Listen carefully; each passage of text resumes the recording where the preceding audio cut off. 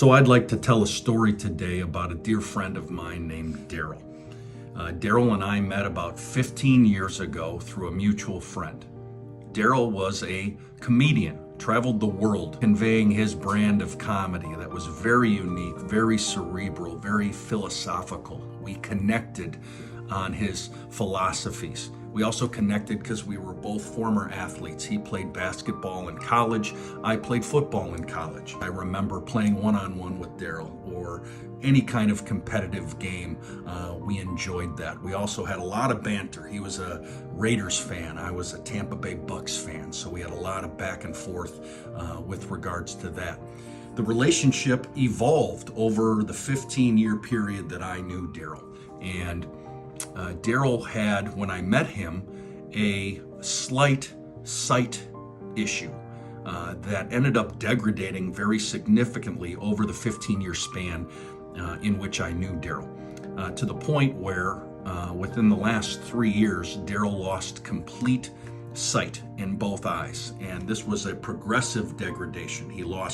First he lost sight in one eye, then he had partial sight in the other eye, and then over the last 3 years, the lights went out about 3 years ago. And I remember thinking as it was approaching that time, as he had yet another surgery to try to correct it, and it didn't work, how debilitating that would be, how depressing that would be, how that would certainly give one an excuse to feel sorry for oneself and to isolate and to try to push away. That's not what Darryl did.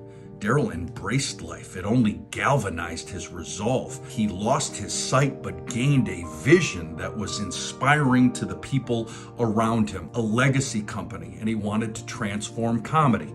We were actively involved in negotiating a chain of comedy clubs in Canada.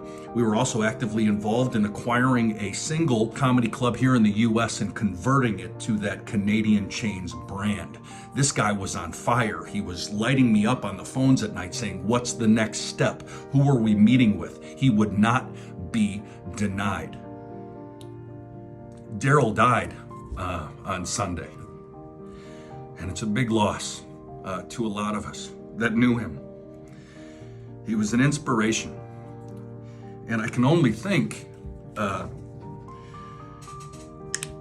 man lost his sight and gained vision.